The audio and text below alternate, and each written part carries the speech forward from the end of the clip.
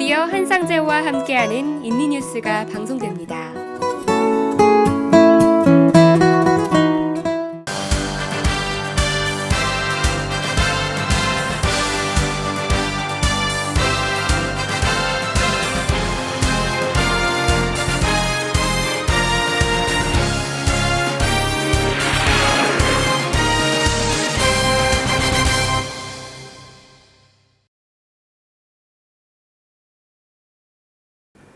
시청자 여러분 안녕하십니까? 설날 연휴 잘 보내셨습니까?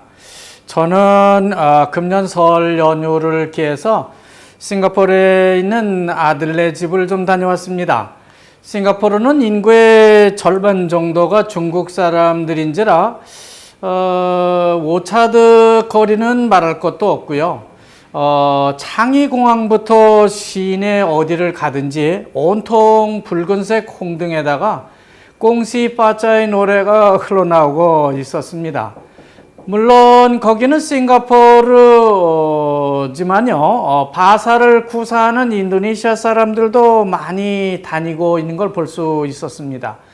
물론 휴가차 싱가포르에 온 한국 사람들도 아주 쉽게 시내에서 만날 수 있었다는 것을 전해드립니다. 어쨌든 2019년 까치까치 설날은 이제 다 끝나고요. 우리는 완벽한 2019년 새해를 맞이하고 일상으로 되돌아왔습니다.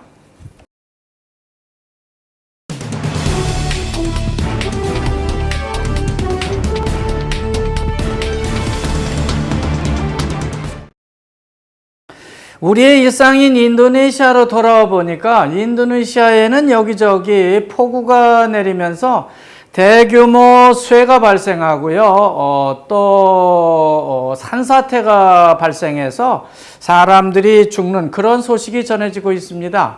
특히 수마트라는요, 3일 연속해서 폭우가 쏟아지고요. 슬라웨시 마나도, 그러니까 북부 지방이 되는데요. 거기에는 15시간 정도 연속해서 비가 내리는 바람에 침수 피해가 커지고요. 피해 지역도 점점 늘어나고 5,000명 정도가 이미 5,000명 정도의 사람들이 이재민으로 피해를 받았다고 하는 소식이 전해지고 있습니다. 바다도 보면요, 지금 2.5에서 4m 정도의 높은 파도가 일고 있기 때문에 전국에 있는 그 소형 어선들은 조업을 나갈 엄두조차 내지 못하고 있다고 합니다. 그렇게 되면은 물고기 값이 좀 올라갈 것 같은데요. 그런가 하면은 국제적으로, 그러니까 미국이 되겠는데요. 미국 시카고 일리노이주 같은 데 보면요, 아주 초극한 한파가 밀어닥쳐서 천여 편의 그 항공편까지 결항되는 그런 초유의 사태가 발생하고 있다고 외신은 전하고 있습니다. 정말 지구가 이상기후에 휘말리고 있는 것 같은 그런 느낌을 주고 있습니다.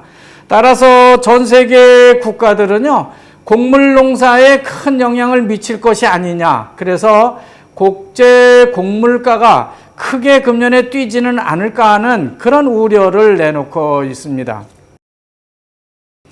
특별히 인도네시아는 적도 하단부, 남반구에 속해 있지만요, 우기철을 맞고 있기 때문에 폭우가 집중되고 있어서 홍수 피해와 산사태가 여기저기서 발생하고 있는 걸 볼 수 있습니다. 하지만 더 큰 문제는요, 댕기 열병이 확산되고 있는 게 아닌가 생각됩니다. 이미 인도네시아 신문들은 DBD, 그러니까 댕기 피버로 의심을 받고 있는 환자 수가 벌써 15,000명을 넘고 있다고 보도를 한 지 오래입니다. 사망자 수도 발생했는데요. 사망한 사람도 약 한 150명을 넘어서고 있다고 하니까 상당히 심각합니다. 지역별로 DBD가 극성을 부리고 있는 걸 보면요, 서부자와와 중부자바 그리고 동부자바주를 꼽고 있는데요. 수마트라 섬은 남부지방, 그러니까 람pun주하고 또 북부와 동부 칼리만탄, 그 외에 남부 슬라웨시와 북부 슬라웨시, 또 엔테테 지방에서 DBD가 아주 극성을 부리고 있는 것으로 그렇게 분포된다고 하는 것을 보도하고 있습니다. 한편 우리와 가까운 반텐주와 중부 스마트라, 그리고 아제주, 또 가리만탄 남부지방과 중부지방, 서부지방은 좀 덜하다 하고 하는 그 신문이 그렇게 DBD 피해 지역을 분류하고 있습니다. 어쨌든 지금은 어떻게든 모기에 물리지 말아야만 하는 시기입니다. 특히 아이들은요, 적응력이 약하기 때문에 특별히 DBD, 그러니까 댕기 모기에 물리지 않도록 주의를 각별히 해야 할 것입니다. 이미 앞에서 폭우 피해에 대해서 전해드린 바처럼요, 인도네시아 전역은 이제 우기의 절정으로 가고 있습니다. 지난 1월 하순경에 최악의 폭우가 내린 것으로 알려진 바 있는 남부 슬라웨시 고아 지방인데요. 거기에는 도로가 막히고요, 집이 무너지고 길이 그냥 물에 떠내려가고 농경지가 물에 잠기는 등 그야말로 아수라장과 같이 변했다고 전해지고 있습니다. 산사태와 수해로 인해서 무려 55명이나 되는 인명피해까지 발생했다고 전해지고 있는데, 언제나 지진이나 수해 지역을 돌아봤던 조코위 인도네시아 대통령은 이번에는 좀 거기를 가지를 않고 있습니다. 아마 대선 캠페인 때문인 것으로 생각되는데, 고아 수해 지역은 부통령이 가서 국민들을 위로하고 있는 걸 볼 수 있습니다. 부통령은 고아지방 현장을 돌아보면서 아마 고아지방 평야를 가르는 강에다가 거대한 댐을 건설해서 이 수해 피해를 좀 막아보겠다는 생각을 하고 있는 것 같습니다. 그래서 그쪽 주민들에게 거대한 댐을 여기 막아주겠다, 이렇게 약속을 하고 돌아왔습니다. 아마 부통령은 수자원 관리가 문제가 있다고 본 것으로 그렇게 생각이 됩니다. 지금까지 인도네시아 정부는요, 부정부패와 전쟁을 벌였다고 할 수 있는데요. SBI 대통령과 조코위 대통령 정부도 전쟁을 벌이긴 했지만 그 결과는 지금 와서 보니까 오히려 더 부정부패가 만연하고 있는 것이 아니냐는 그런 보도가 나오고 있습니다. 전국 9개 시장 군수가 이미 구속되거나 재판을 받고 있는데요. 여기에 그제 따스디라고 하는 중부자와 프로발린가 군수가 이슬라믹 센터를 지으면서 거기에 비리가 발생해서 재판에 붙여졌는데 실형을 받아서 이제 한 명 더 추가하고 있다고 하는 보도입니다.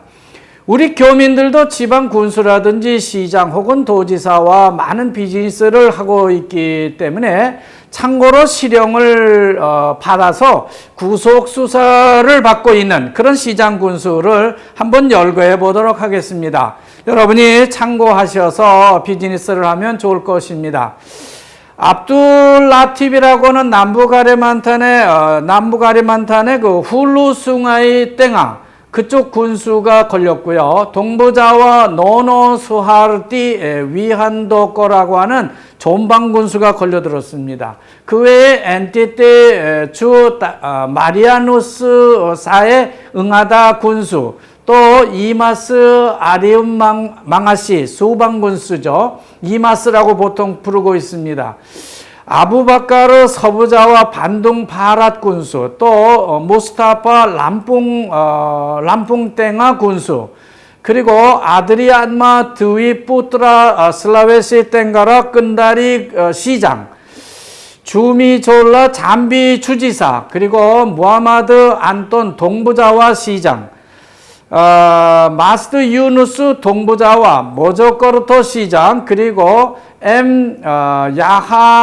야하야 끄부멘 군수, 그 다음에 사민 후디 안와르 동부자와 블리타르 시장, 또 아흐마디 아체 베네르메리 군수, 그리고 무스토파 까말 바사라고 하는 동부자와 모조코르토 군수 등이 지금 구속되어서 수사를 받고 있는 사람들입니다. 여러분이 참고해서 비즈니스를 하실 때 좀 이런 분들과는 기피를 하는 것이 좋겠다는 생각이 들어서 전해드렸습니다. 다음은 외신인데요. 지난주도 역시 베네수엘라 사태가 인도네시아 신문의 외신판을 덮고 있습니다. 미국 트럼프가 마두로 대통령의 퇴진을 리퀘스트하면서 미군을 베네수엘라에 보낼 것이라고 하는 그런 가능성을 시사하고 있기 때문에 그렇다는 거죠. 물론 마두로 대통령은 미국의 개입이 있게 되면은요, 백악관을 피로 보복할 것이라고 그렇게 반박을 하고 있다는 것입니다. 하지만 마두로는 만약에 사태를 위해서 로만 프란치스코 교황에게 좀 중재를 해달라는 편지를 보냈다고도 합니다. 마두로 대통령도 가톨릭 신자인데다가 신앙심도 깊다고 하는 것을 그 편지에다가 알린 것 같습니다. 하지만 교황은 얼마 전 베네수엘라 국민들에게 국민 전체를 나는 지지한다고 말했다는 점을 상기할 수 있는데요. 어느 한쪽 편을 들지는 않겠다고 말을 했다고 하는 것이죠. 그렇기 때문에 교황의 중재는요, 좀처럼 기대하기 어려울 것 같고요. 미국이 어떤 판단을 하느냐 하는 그런 문제만 남는 것 같습니다. 어쨌든 베네수엘라 사태는요, 북한 비핵화 문제처럼 좀 길어질 것이 예상되고요. 국제 문제로 이제는 번졌다고 볼 수 있겠습니다. 로만 프란치스코 교황은요, 지난 5일 그러니까 아랍에미레이트 UAE 아부다비를 방문한 한 사실을 전해주고 있습니다. 교황의 중동국가 방문은요, 국제사회로 볼 때에 아주 이례적인 일인데요.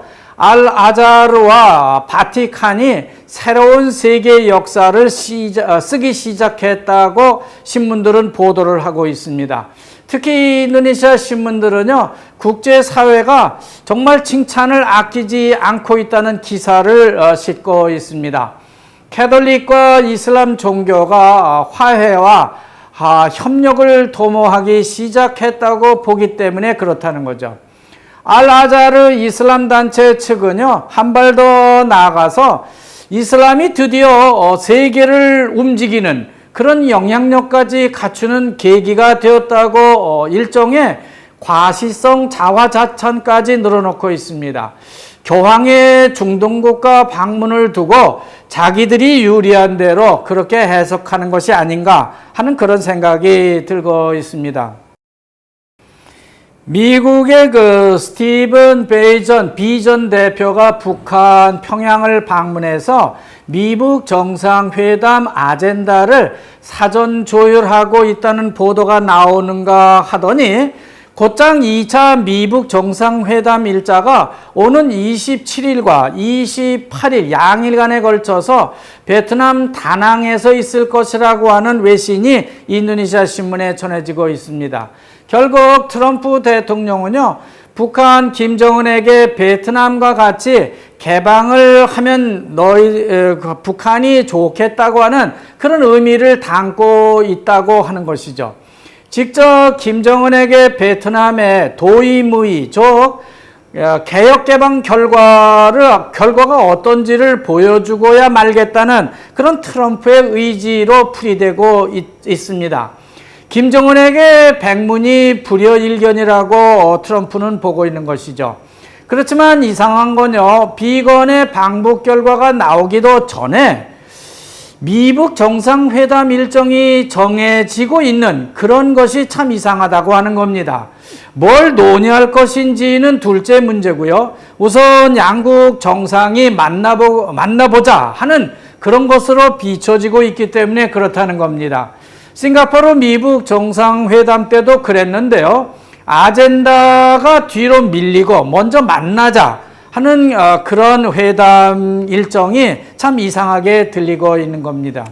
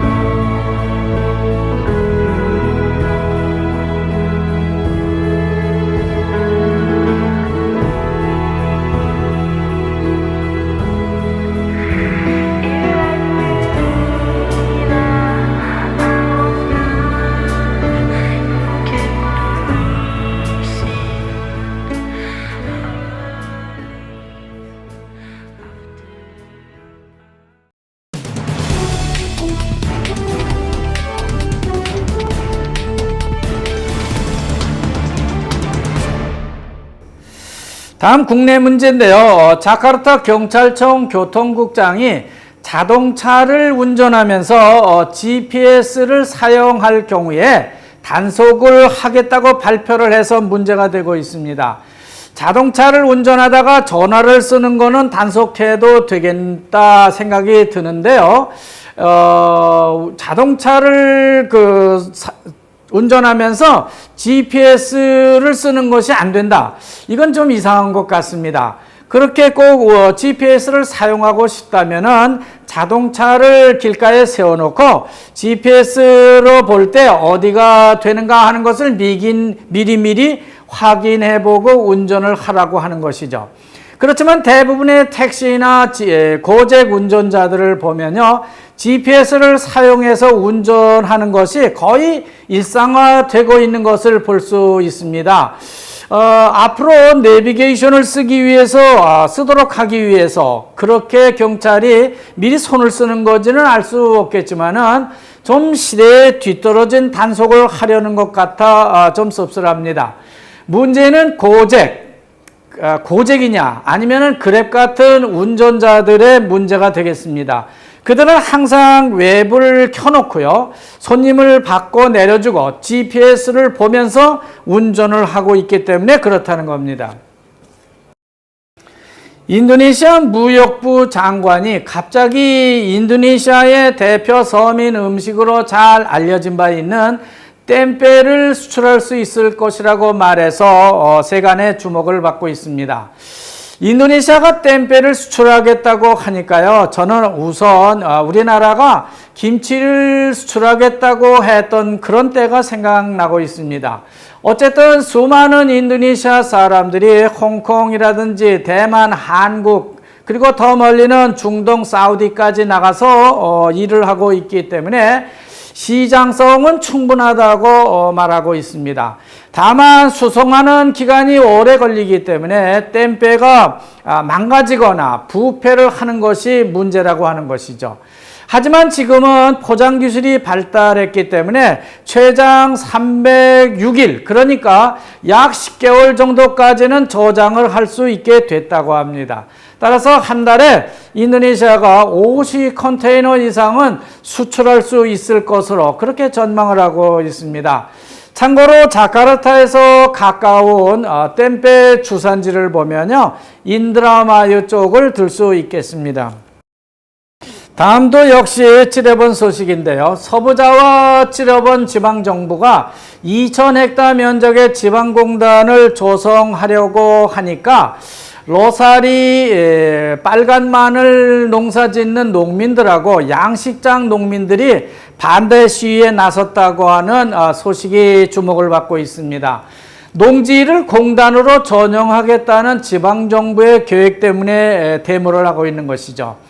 이 동네는 주로 마늘, 그러니까 바왕 메라를 심거나 새우라든지 조개 양식을 많이 하는 그런 곳이기 때문에 찌레본의 최저임금 수준보다 더 많은 농가 소득을 올리고 있는 마을이라고 합니다.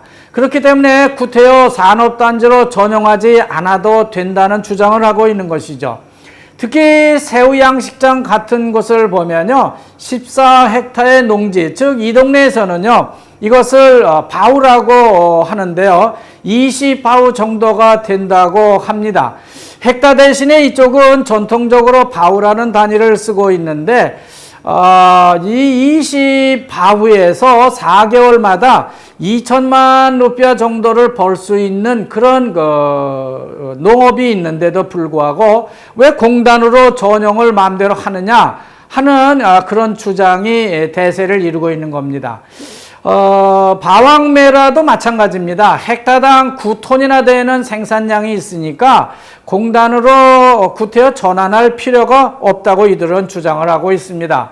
어쨌든 찌레본 지방정부는요, 10,000헥타의 농지를 공단으로 변경할 것이라고 발표를 하고 있지만은 상당 기간 이곳 농민들과 마찰을 피해갈 수는 없을 것으로 그렇게 생각됩니다. 자, 이렇게 제가 인도네시아 뉴스를 전하다 보면은, 단어라든지 어떤 같은 단어라 해도 좀 다르게 발음하는 경우가 있을 수 있고요. 또 약어도 자주 등장을 하고 있기 때문에 바사 발음이나 혹은 약어 혹은 지역 명칭이나 단어를 다시 풀어드리는 때가 많은 게 사실입니다. 올해 인도네시아에 사신 분들은 그런 정도는 다 아시는 것들이 되겠지만은 인도네시아에 처음 오신 분들에게는 도대체 무슨 말을 하는 것인지 참 난해한 경우가 많을 것으로 생각됩니다. 따라서 바사 초보분들을 위해서 그렇게 모든 것을 풀어드리고 있는 점 오래되신 분들에게 양해를 구합니다. 하지만 계속해서 그런 단어풀이만 할 수만은 없기 때문에 할 수 없이 오늘부터는 세도대역거 해서 바사 발음과 그것을 준용하는 원칙을 시간 날 때마다 조금씩 설명해 드리도록 하겠습니다. 오늘은 무엇보다 먼저 지역 명칭을 좀 살펴보겠습니다. 고유명사가 되겠는데요. 족자카르타라는 지역의 경우에 어떤 책에는 욕야카르타 혹은 족자, 어떤 때는 욕자, 욕야카르타 참으로 다양하게 발음을 하는 걸 볼 수 있을 겁니다. 그건 자바섬 혹은 자와섬 아니면은 자바원인, 자와원인 뭐가 맞는 것인지 여러분은 참 혼동될 때가 많을 것으로 생각됩니다. 그것만 그런가요? 어떤 식당에 가면요, 바소라고도 써놓고 있는 데가 있고요. 어떤 데는 가보면 박소라고 써놓은 데도 있는 걸 볼 수 있습니다. 그런 걸 잘 보게 되면은, 글자는 같은데 읽는 발음법이 좀 다르다는 것을 알 수도 있을 겁니다. 그것은 네덜란드어의 발음법이 아직도 인도네시아 바사 속에 그대로 남아있기 때문에 그런 것이라고 볼 수 있습니다. 그럼 여기서 2월 둘째 인도네시아 주간 뉴스 여기서 모두 마치도록 하겠습니다. 다음 주 이 시간까지 시청자 여러분 안녕히 계시고요. 다음 주 이 시간에 다시 뵙겠습니다. 대단히 감사합니다.